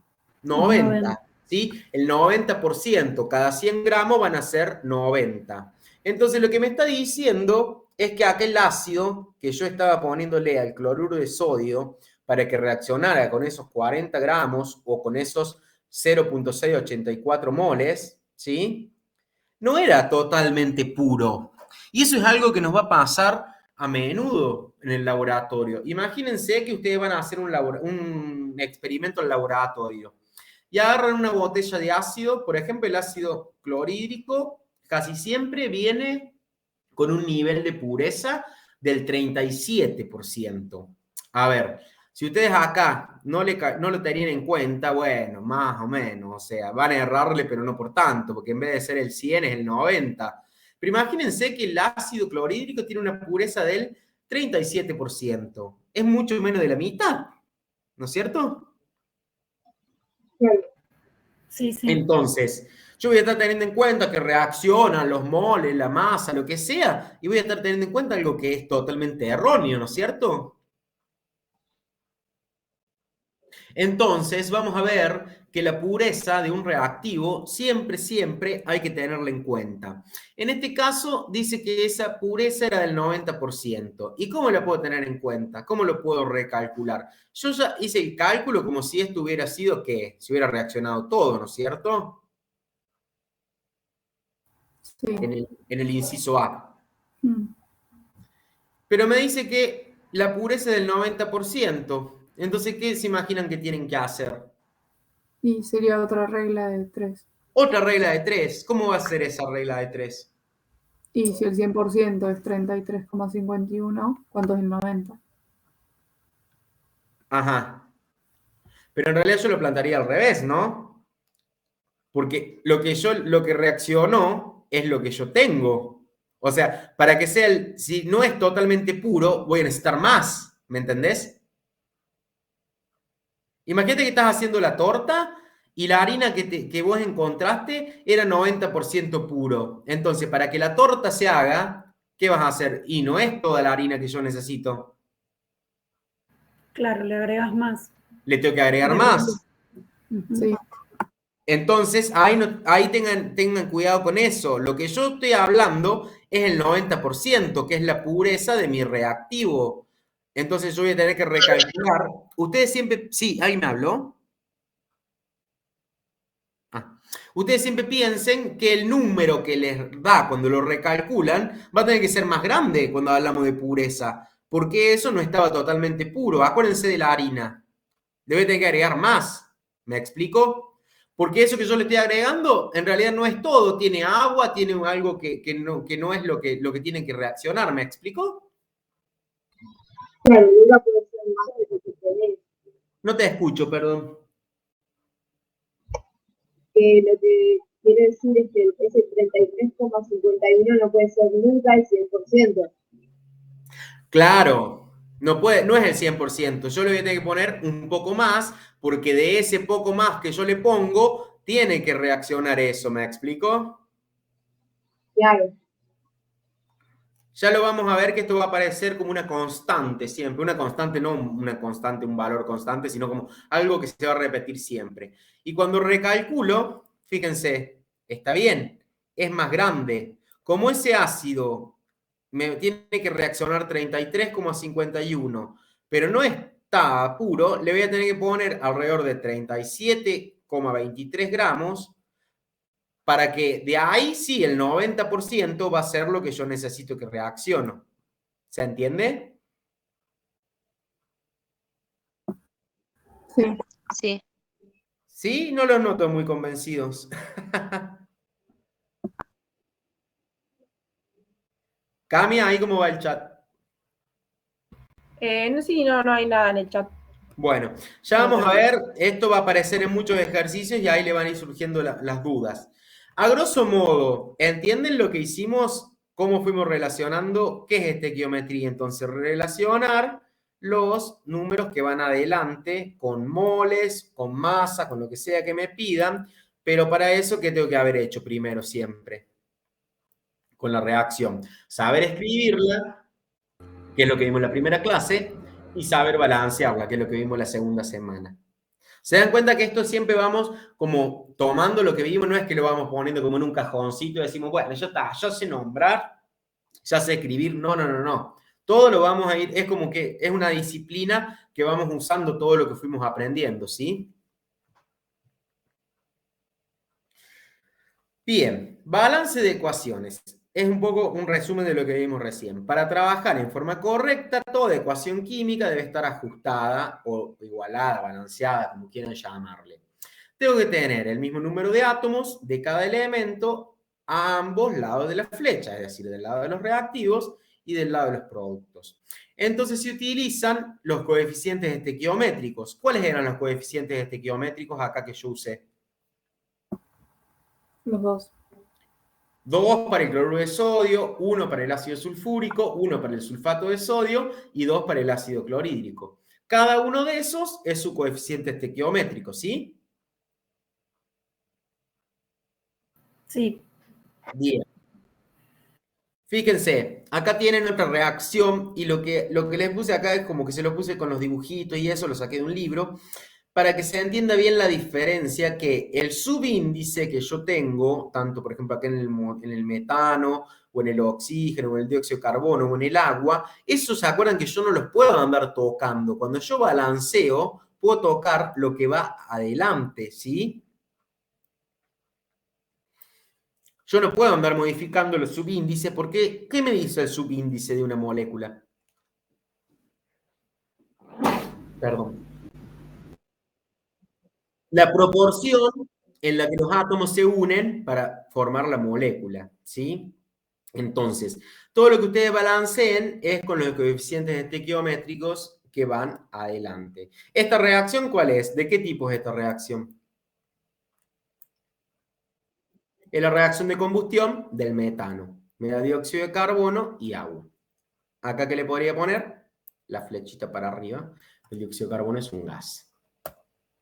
Bueno, esta ya la vimos, ¿sí? Reacciones redox, ya lo tuvimos que adelantar el otro día. Recuerden que tienen ejercicio relacionado con esto, el 3 y el 4. Traten de hacerlos para que el viernes hagamos algunos de esos ejercicios, ¿sí? De redox, para que les sirva también para el trabajo práctico que tienen que entregar el día sábado. ¿Estamos de acuerdo? Sí. A ver, lo que digo, traten de hacerlo, no es que se vengan con todas las dudas el viernes, porque el viernes tenemos que ver otros temas. Vamos a repasar uno como para ustedes, todas las dudas que tengan, vayan planteándolas con el profe que les tocó en su trabajo práctico o en el foro, ¿sí? Bueno, Recuerden que tienen un material de consulta y tienen las consultas para el TP y tienen el video de la explicación. Todo eso es material que siempre lo tienen a disposición y que lo tienen que... Por favor, antes de ponerse, lean y estudien todo lo que es la teoría, los anexos y eso, porque eso les va a ayudar a que realmente cuando se ponen a resolver estos ejercicios, lo pueden usar como una práctica y ahí, si ustedes ya estudiaron, van a surgirle las dudas a la hora de... Siempre las dudas le van a surgir a la hora de resolver los problemas, ¿sí? Bueno, estos son los ejercicios a los que estaba haciendo referencia. Fíjense que el 3 le dice que es en medio ácido y el 4 que es en medio básico. Acuérdense que para el medio ácido, ¿con qué van a balancear? ¿Qué pueden hacer uso? Siempre va a haber electrones, pero van a usar agua y van a usar Hidrógeno. protones. Y en medio básico, electrones, agua y oxidrilos. Reactivo limitante y reactivo en exceso. ¿Eso lo vieron en el teórico con Sandra o no? No. ¿No? Bueno, me voy a adelantar un poquito entonces. Pero es algo que también es muy importante a la hora de resolver ejercicios de estequiometría. ¿Alguna vez le suena la palabra limitante o no? ¿Qué le suena a algo que sea limitante? Como algo que te pone un tope, por así decirlo. Un máximo. Claro, algo que te dice, hasta acá llegas, de acá no pasas, ¿no es cierto? No sé, a mí mi vieja cuando era chiquito me decía, yo te voy a poner los límites a vos, como diciendo, bueno, hasta acá, de ahí no pasas. Bueno, con los reactivos pasa algo parecido. Es lo que me va a determinar, digamos, lo máximo que puedo tener como producto, ¿sí? O sea, yo tengo los reactivos y ¿qué va a pasar? Típicamente, para que me dé un producto, los reactivos van a reaccionar entre ellos, ¿no es cierto? De alguna forma. Pero ¿qué va a pasar? Cuando yo tengo, supónganse que, como hicimos en el ejercicio, yo sé que tantos moles de A reaccionan con tantos moles de B, ¿sí? Eso viene de los coeficientes estequiométricos que yo le pongo. ¿Estamos de acuerdo? ¿Cuándo se los pongo? Cuando balanceo. Cuando yo me pongo a hacer cuentas después, voy a ver que, o sea, va a pasar que va a haber veces que se termina uno de los reactivos, ¿sí? Y eso significa que me va a estar limitando, es decir, que más allá de eso, no va a poder salir la reacción, por el simple hecho de que, supónganse que ustedes tienen que hacer un postre y que tienen que mezclar dos cosas, no sé, leche con azúcar, ¿estamos? Y la receta le dice, mezcle tanto con tanto, pero ustedes se olvidaron de ir al súper y se quedaron con menos azúcar, ¿sí? O sea, no llegan a ponerle toda la azúcar que necesitan. ¿Qué va a pasar? ¿Va a reaccionar todo lo que tenga que reaccionar? Va a faltar. O sea que, ¿qué va a pasar? En algún momento se me va a terminar el azúcar y me va a quedar como leche en exceso que no va a reaccionar, suponiendo que fuera una... Estoy hablando pavadas, ¿no? No es que el azúcar y la leche reaccionen, es para que lo vean. Entonces, lo que va a pasar es que el azúcar me va a estar limitando, ¿sí? El proceso. Es un poco lo que les trato de ilustrar con esto. Fíjense que se van a hacer unos panchos, ¿sí? Fíjense, tienen 5 salchichas y 4 pares de panes de pancho, porque ustedes saben que el pan dividido a la mitad, como quieren verlo, pero si no, si son 2 pedazos, es como que reaccionan 2 pedazos de pan con una salchicha, ¿no es cierto? Para darme un pancho. ¿Me siguen? Sí. Sí, Pero sí. si tengo 5 salchichas, ¿qué va a pasar? Va a sobrar una salchicha. O sea que la salchicha vendría a ser como el reactivo que está en exceso, voy a decir. ¿Por qué? Porque el pan va a ser el limitante. ¿Qué pasó? Se nos terminó el pan. Y bueno, se nos terminó el pan, se nos limitaron los panchos. ¿Me explico? El reactivo limitante es el que se va a consumir completamente. Mientras que el reactivo que está en exceso es el que me va a quedar parte sin reaccionar, como este. No significa que tengan que aparecer las salchichas en los productos, esto es meramente esquemático. Lo que estoy tratando de decir es que van a reaccionar 4 salchichas con 8 panes, o con 4 pares de esto es así, con 4 pares de panes, y me va a quedar una salchicha en exceso. ¿Se entiende la lógica? Sí, profe. Bueno, lo mismo va a pasar con las reacciones químicas. Y ahí tienen un par de ejercicios relacionados. El 6, el 8 y el 12. Yo ahora les voy a mostrar un ejemplo, pero no es ningún ejercicio de la guía, es uno que saqué de otro lado. Para que veamos. ¿Sí? ¿Me siguen? Sí, sí, sí. Bueno, cualquier cosa me preguntan. Dice, se hacen reaccionar 21 gramos de nitrato de plata con 33,5 gramos de cloruro de aluminio para preparar cloruro de plata y nitrato de aluminio. ¿Cuál es el reactivo limitante? Supónganse que ustedes llegan a un parcial y se encuentran con esto. ¿Qué es lo primero que van a hacer? Plantear la ecuación. Bueno, reacción. vamos a hacerla. Ustedes me van dictando y yo lo voy a escribir acá arriba. ¿Cómo tengo que escribirlo?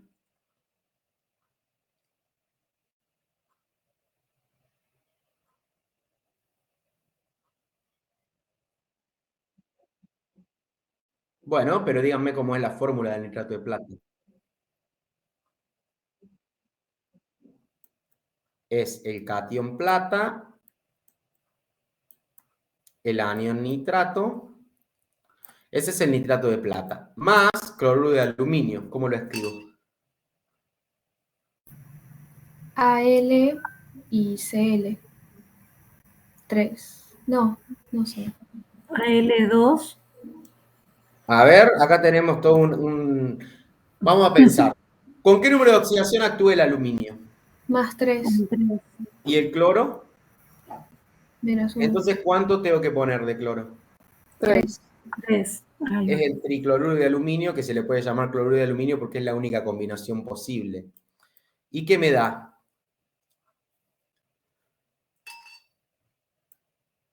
Cloruro de plata.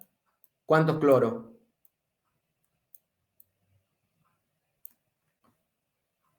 3. 1.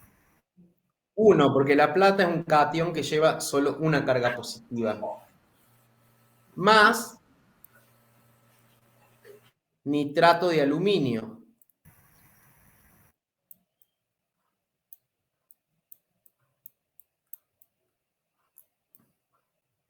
¿Sí? ¿Y eso está bien escrito? No, hay que ponerlo entre paréntesis y otro 3. Porque recuerden que el aluminio tenía un 3. Bien, ahora tengo que balancearlo a eso, ¿no? ¿Qué hago? Un 3 adelante del cloruro de plata Bien. y un 3 adelante del nitrato de plata.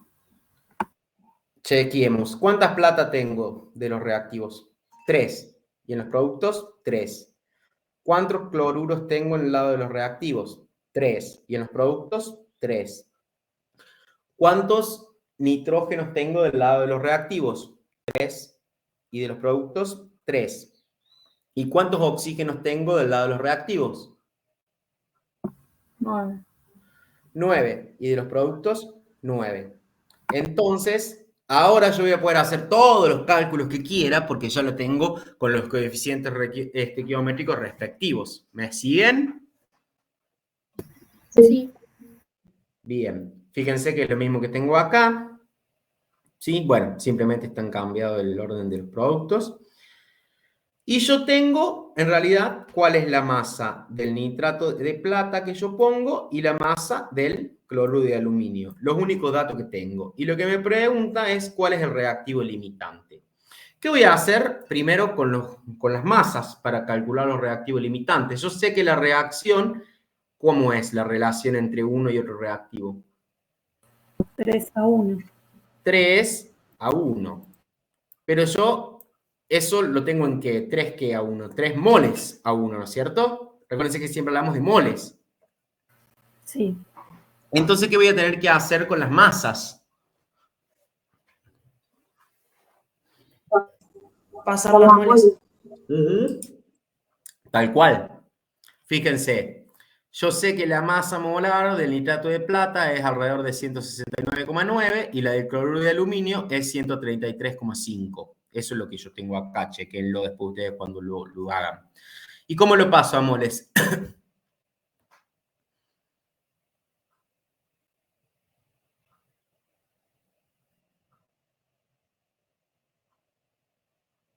Yo tengo que pasar esto a moles y esto a moles. Ahí es. Puedo decir un mol de nitrato de plata ¿a qué es igual? ¿A cuántos gramos? A 169,9 gramos. Y yo tengo 21,3 gramos. Entonces, por regla de 3, si hago 21,3 por 1 dividido 169,9, me va a dar el número de moles, ¿no es cierto? Y si hago lo mismo para el cloruro de aluminio, digo un mol de cloruro de aluminio es 133,5. ¿Y yo cuánto tengo? 33,5. ¿Cuántos moles son? Es esto. Si hacen la cuenta, estas son las dos reglas de 3, ¿sí? ¿Me siguen? Sí, sí. Es la forma en la que está escrita esto, que Sí. está acá. Bien. Ahora, ¿cómo puedo saber yo, como si voy a hacer unos panchos, pero en vez de hacerlo con salchicha, lo voy a hacer con nitrato de plata y con cloruro de aluminio? No me lo voy a comer porque va a ser un poco tóxico, pero ¿qué hago? Tengo que relacionar. ¿Y yo sé alguna proporción, alguna relación entre ellos? 3 a 1. Entonces yo puedo decir que la proporción estequiométrica me indica que 3 moles de nitrato de plata me da un mol de cloruro de aluminio. O sea que, si yo tengo ¿cuánto de nitrato de plata?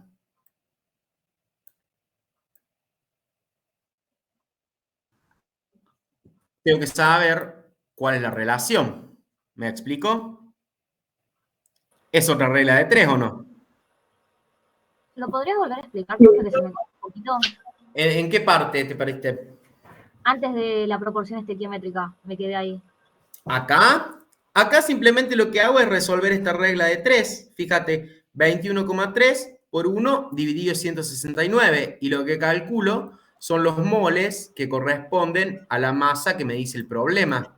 Claro, sí, esa parte sí. No llegué a escuchar bien lo que le siguió, tipo la proporción. La proporción estequiométrica es lo que sale del balance que yo hice. Sería lo de los panchos de recién. Yo tengo 3 moles de nitrato de plata, reaccionan con un mol de cloruro de aluminio para darme los productos que yo quiero preparar. ¿Te acordás que lo balanceamos acá? Sí, sí. Bueno, entonces, si 3 moles reaccionan con un mol, ¿yo cuánto tengo de nitrato de plata? No tengo 3 moles, tengo esta cantidad de moles. Sí. Entonces, voy a saber que la relación que le corresponde, como era 3 a 1, va a ser a esa cantidad de moles, le corresponden 0,041 moles. ¿Me explicó? Sí, ahí lo voy entendiendo mejor. Gracias, profe. Bien.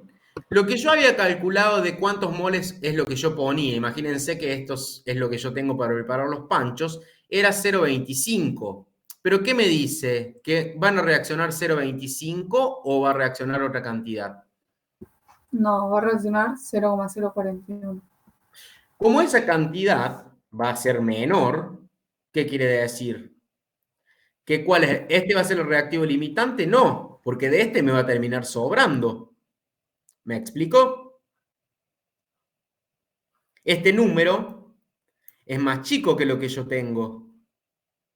Es como si me dicen, vos necesitas solamente un pan de panchos, pero vos tenés 2. O sea que tengo pan de pancho en exceso. ¿Me explico? Claro. Si este número que yo calculo teniendo en cuenta la relación es menor, estoy diciendo que me sobra. ¿Me sobra cuánto? ¿Cuánto me sobra de esto? Puedo calcularlo incluso. 0,25 es todo lo que yo tengo. Pero ¿cuánto reaccionan de esos moles? 0,041. ¿Me sobra un montón o no? Claro, te sobran 0,208. ¿No? No. Yo puse lo que me dijiste vos, pero no hice la cuenta. Me sobran Bueno. 0,21 más o menos. No, está bien, claro, 0,208, Sí, está bien. 208,3 periódico, claro. Sí. Sí. Pero se entiende que eso me sobra, ¿por qué? Porque esto es lo que yo pongo, que es lo que me dice el problema. Pero yo, con la proporción estequiométrica del balance, calculo cuánto voy a necesitar. ¿Y qué llego a la conclusión? Que tengo mucho más de lo que voy a necesitar. O sea que este reactivo, que es el tricloruro de aluminio, va a ser el limitante. ¿Me va a limitar la cantidad de panchos que yo puedo hacer? ¿O me va a quedar como de sobra? Es el exceso. Me va a quedar de sobra, va a ser el pan que siempre me sobra, ¿sí? Entonces, el reactivo limitante, ¿cuál va a ser? El otro, porque teniendo en cuenta la relación estequiométrica, lo estoy usando a todo. ¿Me explico? Sí, sí, sí. ¿Para qué es importante esto? Porque después muchas veces ustedes tienen que hacer cálculos y solo van a usar la cantidad que reacciona, no lo que yo pongo y me sobra, porque eso no me importa, porque no me está reaccionando. Es como que le estoy poniendo a la torta más azúcar de la que tiene que ir. O se me va a quedar más dulce, es reactivo en exceso. ¿Sí?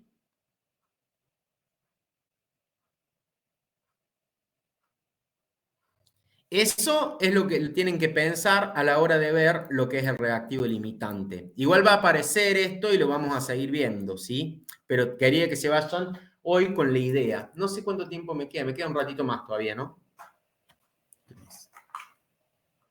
Sí. Bueno. Rendimiento y pureza, que son otros conceptos que van a aparecer en esta guía. Y esto se lo pregunto siempre en el final, sobre todo. ¿Qué significa el rendimiento de una reacción? Esto va a aparecer también muchísimo cuando vean los cursos de química orgánica, cuando se hacen síntesis. Ustedes quieren sintetizar algo. En inorgánica también, ¿no es cierto? Pero en orgánica es muy característico que esos rendimientos son muy bajos. Es decir, a veces se obtiene un rendimiento de una reacción que es del 30% y nos puede parecer un porcentaje re chico, pero en realidad es del orden de lo que se maneja en química orgánica. ¿Pero qué es el rendimiento? El rendimiento teórico es la máxima cantidad, ya sea en masa o en volumen, de producto que yo puedo obtener cuando hago una reacción a partir de una cantidad de reactivo determinado. Entonces, ¿cómo se calcula eso? Y hay un rendimiento que es el teórico, ¿sí? Pero eso es lo que debería pasar en el papel, ¿no? Si yo lo resuelvo. ¿Qué pasa? Cuando uno va al laboratorio, ¿por qué puede ser que el rendimiento real siempre es menor al teórico? ¿Qué se les ocurre? Ustedes van a hacer una reacción de una cosa, reacciona con otra y les tiene que dar un producto, ¿no es cierto? ¿Por qué puede ser que ese rendimiento real, cuando uno va al laboratorio, no es el rendimiento real teórico que uno calcula en el papel con los números? ¿Por la pureza? Por la pureza, claro, del compuesto. Bueno, en realidad el tema de la pureza es como que se considera aparte, pero suponiendo que yo ya sé la pureza del reactivo, ¿sí? Porque eso también lo tengo que analizar y ya lo vamos a ver, que es que yo siempre tengo que saber si el reactivo es 100% puro o 90 como recién, o 30 o lo que sea. Pero suponiendo que yo o reacciona todo al 100%, la pureza es 100%, o es menos, pero yo ya sé. Más allá de eso, Supónganse que yo tengo un reactivo que yo ya tengo en cuenta que la pureza es del 50%. Pero ¿por qué puede ser que la reacción no me da el rendimiento que yo quiero, que yo calculo teóricamente? Por una pérdida, por ejemplo. Claro, depende de qué tipo de reacción sea. Por ejemplo, una pérdida una falta de presión cuando se trabaja con gases es muy común, ¿sí? ¿Qué puedo haber hecho también? Trabajo con un sólido que tengo que pesar y por más de que yo considere que era puro todo o que la pureza era del 50%, si yo cuando peso en la balanza y después voy a poner la cucharadita, la espátula en el recipiente donde va a ocurrir la reacción y tiro 3 o 4 granos afuera, y bueno, hermano, ahí estoy afectando al rendimiento, no tiene que ver con que esté puro o no, ¿me explico? Son errores, a veces errores instrumentales, errores del operario, y hay un montón de causas que hacen que el rendimiento real, porque no somos una máquina ni somos perfectos, va a ser menor que el teórico. O puede ser que la reacción necesite temperatura y yo no la calenté lo suficiente. Puede pasar también o no. O que tiene una cinética muy lenta y yo no la dejé que llegara a cumplirse el tiempo que necesitan para reaccionar los reactivos. Entonces eso se puede calcular teniendo en cuenta un porcentaje de rendimiento que es hacer el cociente entre el rendimiento real, que de alguna forma yo sé cuál fue el rendimiento real, y el rendimiento teórico o esperado que yo espero, valga la redundancia, para esa reacción. Por 100, ¿por qué? Porque es un porcentaje. Y la pureza sí tiene que ver con lo que decíamos recién, que la pureza no es siempre del 100%, entonces tengo que considerar cuál es la pureza que se está trabajando, como hicimos en el caso de recién. Si me dice que tiene una pureza del 90%, bueno, entonces yo tengo que calcular que lo que estoy poniendo voy a tener que poner más porque la pureza no es toda. ¿Y esa por qué puede venir? Y porque cuando yo compro el reactivo y ese reactivo la industria no lo puede generar con un mayor nivel de pureza que el que me está informando. Por eso me lo informan, ¿sí? O trabajo con una cosa que extraje de un mineral. ¿Me explico? Y bueno, esa es la pureza con la que sale del mineral. ¿Me entienden? La diferencia entre rendimiento y pureza. Esto tiene que ver con algo que yo muchas veces no puedo manejar y esto, aunque a veces es más difícil manejarlo, tiene que ver con que hay alguna condición de la reacción o algún error humano que se produjo que hace que el rendimiento real siempre va a ser, aunque sea mínimamente, menor al teórico. ¿Me siguen? Sí. Otro factor que afecta el rendimiento, por ejemplo, en las reacciones de química orgánica, es que cuando una reacción tiene muchos pasos, ¿a qué me explico? Imagínense que es como una receta de cocina. Dicen, bueno, mezcla A con B me da C, ese C agarro y lo mezclo con otra cosa, eso me da D, ese D lo mezclo con E, y así. Imagínense que en cada uno yo ya voy arrastrando cierto error o voy teniendo cierta pérdida en el rendimiento, que cuando tiene muchos pasos, lo que hace es que eso sea acumulativo hacia el final. Por eso termino con rendimientos que pueden parecer porcentajes bajos, aunque muchas veces están bien. No sé si les queda más o menos la idea, así a grosso modo. Tienen que considerar entonces cuando les dice el rendimiento de una reacción en las consignas y otra cosa es que el reactivo no esté totalmente puro. Ya me falta poquito. Ejercicio relacionado con esto, el 7, el 8 y el 13. Ya el viernes nos vamos a dedicar más a hacer ejercicios, pero para que puedan hacer los ejercicios ustedes y que podamos retomar el viernes y hacerlos entre todos los que falten o consultar las dudas, me parece que era necesario ciertos conceptos para que ustedes lo puedan hacer. Finalmente, me quedaba esto de la composición porcentual. Esto sí se lo explico Sandra, ¿o no?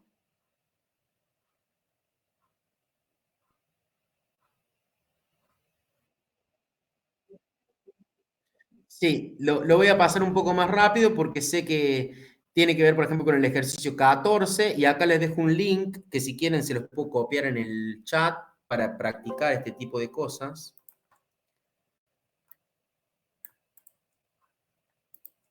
A ver.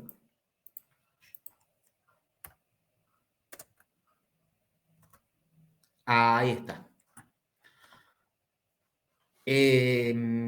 con eso por ahí pueden ver si sigue en pie el link. Básicamente, ¿para qué servía esto? Para ver cuál era el porcentaje en masa en el cual cada elemento va a contribuir a una sustancia. Lo podemos ver rápidamente con un ejemplo. Si esto tiene que ver con la ley de Proust. Y no sé si habían visto este ejemplo. Me parece que me dijo Laurita, los que fueron con ella lo hicieron o no. Es del seminario 2. Es un ejercicio sobre los aminoácidos. Del 2, del 2. Laurita los jueves con Miguel Ponce.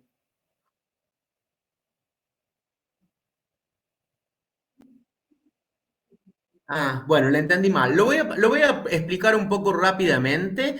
¿Por qué? Porque no sé si ustedes vieron que en el aula virtual, a medida que ya avanzan ustedes con una determinada guía de seminarios, les ponemos como una cosa más disponible, que son ciertos videos que están resueltos por alguno de los docentes y ustedes lo pueden ver al video las veces que necesiten. ¿Me explicó? O sea, el video queda ahí en el aula y ustedes lo pueden ver. No sé si lo descubrieron a eso. No, pero bueno. Es una buena noticia, entonces. La verdad que sí.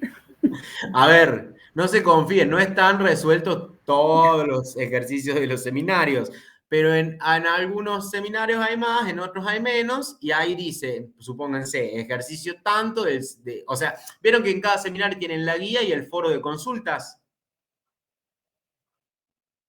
Bueno, en ese seminario, abajo, a medida, no se lo ponemos al principio para que ustedes tengan el tiempo y la oportunidad de pensarlos y de madurarlos, pero ya cuando pasa, más o menos, va terminando el seminario, les queda una pestaña nueva que se llama videos de ejercicios resueltos, o una cosa por el estilo, y ahí pueden entrar y de alguno de los ejercicios lo tienen resuelto. ¿Sí? Para que se saquen las dudas o para lo que sea. Entonces, como ese ejercicio está resuelto, lo voy a pasar un poco rápido. En realidad, este ejercicio dice que los aminoácidos, que ustedes saben que son moléculas muy importantes desde el punto de vista biológico, en la química biológica, sí, son los aminoácidos, son componentes, digamos, las partes que se ensamblan, hablando mal y pronto, para formar las proteínas, ¿sí?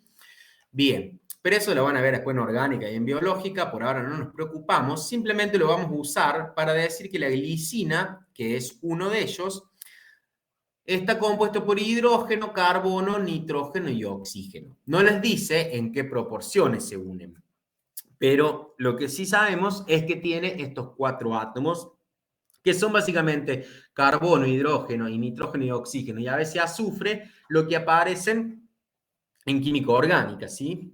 Bueno, cuando se hace un análisis de una muestra de 2,015 gramos de glicina, les dice que se puede saber a través de algún método que no importa en este momento, que ustedes tienen 0,644 gramos de carbono, 0,3760 gramos de nitrógeno y 0,8590 gramos de oxígeno. ¿Qué les falta? ¿Cuánto tienen de hidrógeno? ¿Lo podrían saber?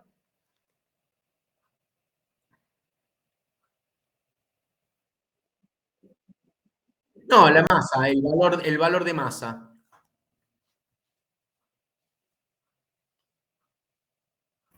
Sí, no es 1. Y sí. ¿Por qué?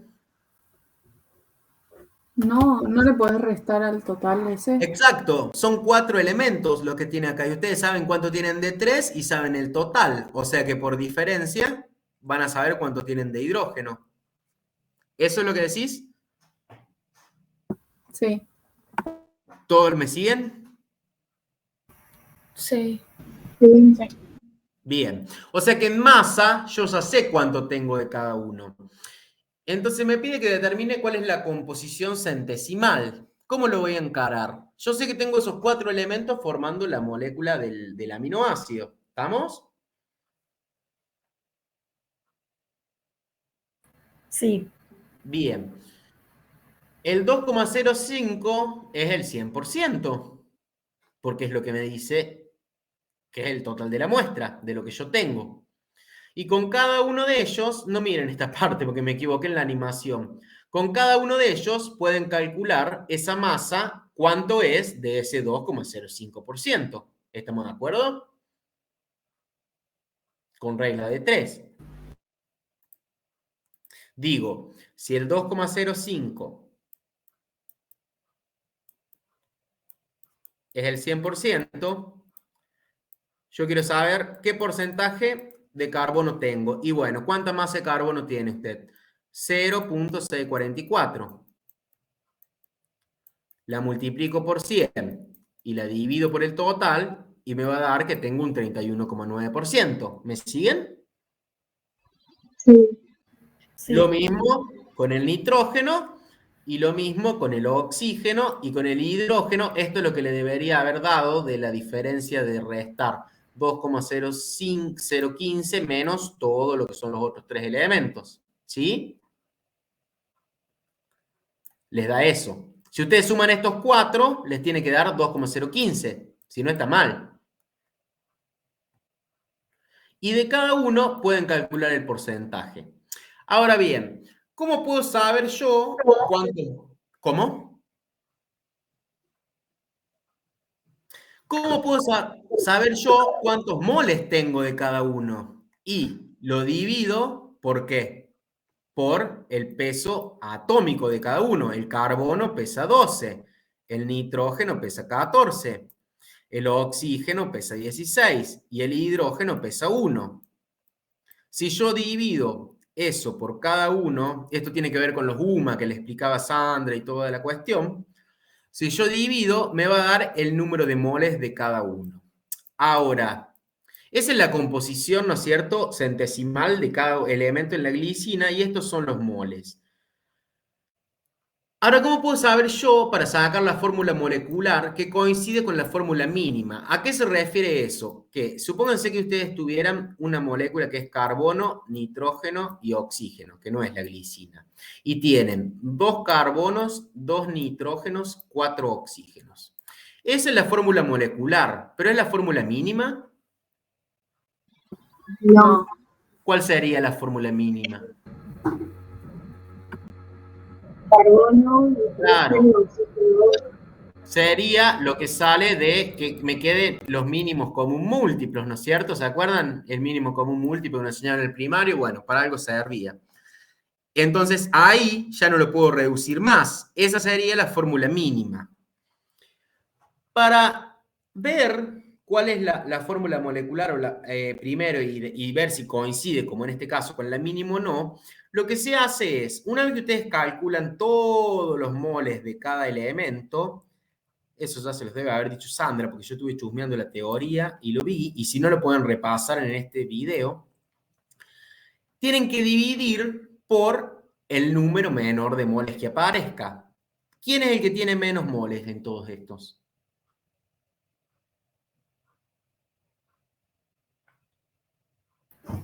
El nitrógeno. ¿Cuánto tiene? 1,33. Entonces divido. Obviamente, el del nitrógeno me va a dar 1, porque estoy dividiendo por el mismo número. Y los otros me van a dar, o aproximadamente me van a dar, porque no es tan exacto esto, ya van a ver que esto me van a dar un número cercano a una unidad. Esto después existen distintas técnicas en la realidad para hacerlo, que se llaman análisis elemental. Sí, y hay métodos para hacerlo, pero bueno, no viene el caso. Lo que sí es importante es saber hacerlo a este nivel ahora. Entonces, ahora yo ya sé en qué proporción se va a unir cada uno para formar la glicina. Y voy a ver si esa fórmula molecular me coincide con la mínima. ¿Cuántos átomos de carbono tengo?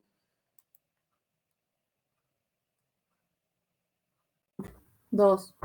1 de nitrógeno, 2 de oxígeno y 5 de hidrógeno. Esa vendría a ser la fórmula molecular de la glicina. Fíjense que aparece, esto también es importante, un apunte en la parte del seminario 2 de cifras significativas. Y eso tiene que ver con cuántas cifras, se llama aspecto de la medición, cuántas cifras van a estar poniendo, porque a veces no es necesario que pongan 89 números decimales después de la coma, pero eso tiene una lógica y tiene que ver con las cifras significativas. Si no lo vieron, les recomiendo que lean ese apuntito que se llama aspecto de la medición para el viernes, y el viernes lo charlamos, ¿sí? Vamos a ver si le explicamos algunos ejercicios. Es muy sencillo, pero está bueno para que se acostumbren a implementarlo en todo lo que sea resolución numérica de problemas en la materia. Finalmente, puede haber algunos ejercicios que les aparece esta sigla que se llama CNPT, y ustedes van a quedar como la mujer esta diciendo que corro no me habla este pibe. Y esto significa condiciones normales de presión y temperatura. Aparece mucho cuando trabajamos con gases, ¿sí? Cuando trabajamos con gases, van a ver que, esto ya lo vamos a ver en el capítulo que sigue, que siguen 2 o 3 capítulos, que es en gases, van a ver que se trabaja mucho con presión, con volumen y con temperatura. Entonces, muchas veces se habla de condiciones normales de presión y temperatura. ¿Qué tienen que saber de eso? Que las condiciones normales de presión y temperatura son 0 grados centígrados, lo que es igual a 273 grados Kelvin. Me van a decir, ¿por qué me lo dicen Kelvin? Porque muchas veces esta constante, que se llama constante de los gases, cuando trabajemos con gases, está expresada en Kelvin. Entonces vamos a trabajar con temperaturas en grados Kelvin, ¿sí? Ustedes saben que existe una escala para pasar de grados centígrados a grados Kelvin, así como existe también para pasar a la unidad que usan los yanquis, que son los grados Fahrenheit. Y presión, utilizamos una atmósfera, ¿sí? Es una unidad de presión, la atmósfera. Después vamos a ver que tiene distintos equivalentes en pascales, hectopascales, milímetros de mercurio, pero cuando ustedes vean que dice CNPT en algún problema, que se los pongo porque aparece hacia el final de la guía, anoten que significan 0 grados centígrados o 273 Kelvin y una atmósfera de presión. Y otra cosa que tienen que tener en cuenta es que no es lo mismo que condiciones de presión y temperatura ambiente. Cuando les diga esto, se refiere a que es un bar, la atmósfera, y 25 grados centígrados. Entonces, esto es muy común confundirse, así que saquen una foto, saquen una captura, hagan algo y acuérdense que hace referencia a CNPT y que es distinto de condiciones de presión y temperatura ambiente. Otra cosa que tienen que saber como dato, que después lo vamos a ver en el capítulo de gases, es que cuando les pregunten el volumen molar de un gas ideal, siempre es igual a 22,4 litros. Pero no se preocupen de dónde viene. Eso lo vamos a ver cuando veamos gases, que es la unidad 4 o 5 de la materia. Creo que no sé si entra en el primer parcial eso. Bueno, ejercicios relacionados con estas cosas, el 9, el 10 y el 11. Y bueno, nada más. Recuerden que el viernes, en el seminario que vamos a estar nosotros a las 10:30, usamos el mismo link de hoy, el de los lunes, porque el del viernes nos estaba fallando. Y bueno, nada más. Ya se hizo la hora y me pasé unos minutos. No sé si les sirvió. Recording has stopped. ¿Qué tal anduvo? Si fue mucho, fue poco, alguna crítica. ¿Alguien quiere hablar? Hable tranquilo.